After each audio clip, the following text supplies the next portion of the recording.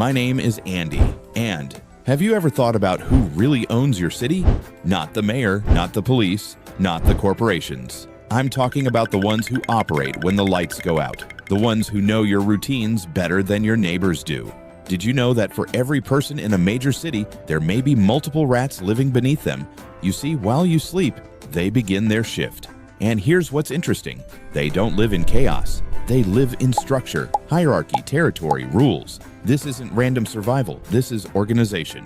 Tonight, we're stepping inside the mafia of city rats. And once you see it, you won't walk the same again.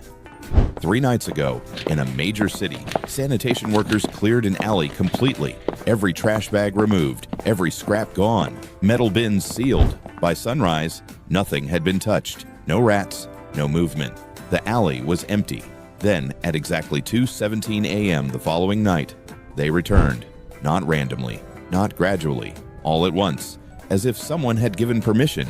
Here's the part that unsettles researchers. There was no visible signal, no sound humans could detect, no environmental change. Yet dozens emerged within minutes. So the question is, who told them it was safe? Wait for it.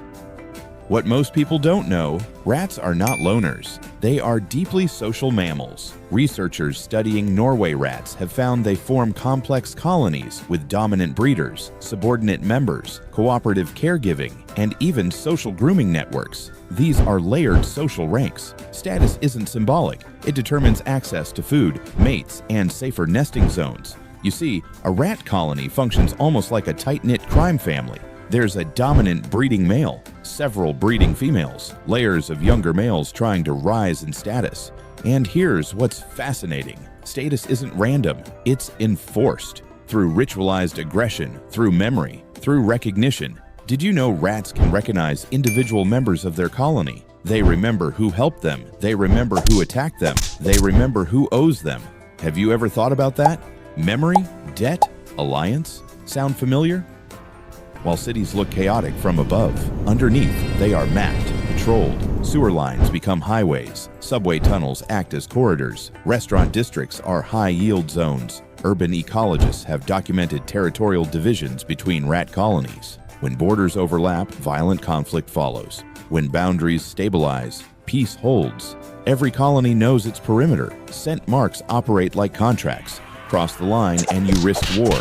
Because territory isn't just space, it's food, it's safety, it's survival. Have you ever noticed how certain alleyways always seem to have rats, and others don't? That's not coincidence, that's jurisdiction. Rats learn from observation. In controlled experiments, they solve tasks faster after watching another rat succeed. This isn't reflex, it's social learning. Even more intriguing, they exhibit hesitation when uncertain, a trait researchers interpret as metacognition, meaning rats know when they don't know something. Think about that. An animal aware of its own uncertainty. That matters, because urban extermination campaigns rely on repetition, bait, poison, trap. But rats adapt quickly. If one individual becomes ill after consuming a novel food source, others avoid it. Entire colonies develop bait shyness within days. That's not trial and error chaos. That's distributed information processing. Which brings us back to the alley. Information moved faster than human awareness. How though? Our cities operate on predictable cycles. Trash schedules, closing times, traffic slowdowns. Rats align themselves with those rhythms. Data tracking in metropolitan areas shows peak rat movement corresponding to consistent waste patterns. When public activity drops, during holidays, storms, or lockdowns, rat territories expand and shift. They read the system. They adjust their patrol routes accordingly. Think of garbage as currency. Dumpster access equals wealth. Construction sites, expansion opportunities. They aren't wandering, they're managing supply chains. Did you know some studies suggest rat movement aligns with predictable human activity cycles when we reduce nighttime traffic during certain events? Rat activity expands into new areas. They monitor us, not consciously like we do, but behaviorally, systematically. Here's something people rarely talk about. Rats communicate constantly. Ultrasonic vocalizations, frequencies humans can't hear, distress signals, mating calls, social bonding sounds, alarm cues. In laboratory playback studies, recorded ultrasonic warnings cause immediate behavioral shifts in other rats, freezing, retreating, regrouping. Information spread silently. Remember when sanitation workers cleared that alley? The colony didn't panic. They tested the environment. Air sampling, surface exploration, rapid retreat. Minutes passed, no immediate threat detected. Ultrasonic signals passed through channels we cannot detect. Approval wasn't visible, but it was delivered, and colony emerged. The alley didn't repopulate randomly. It reopened, like a business after inspection clearance.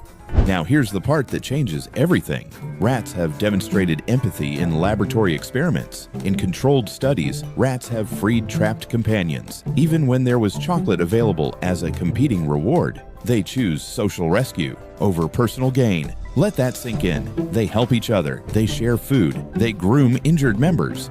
You see, survival isn't just about dominance. It's about cooperation. And maybe that's the secret. The real power of the colony isn't fear, it's loyalty, because organized systems built on loyalty are far harder to dismantle.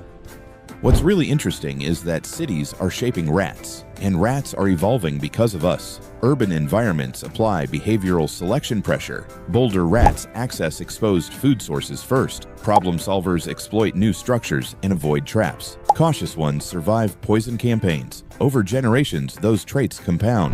Urban rats today differ behaviorally from rural populations. We are unintentionally breeding a new kind of animal, urban specialists. Hyper-adaptive, behaviorally flexible, strategic.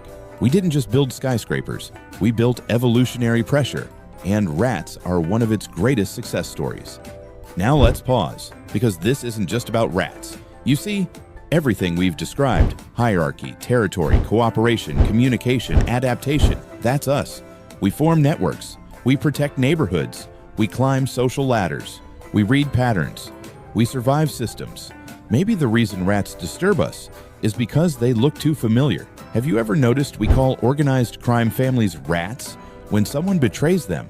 Interesting choice of metaphor, because real rats don't betray easily. They operate together.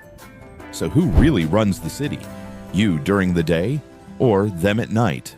Two civilizations sharing infrastructure, one visible, one hidden. And here's what people don't realize. They've been here longer than most buildings.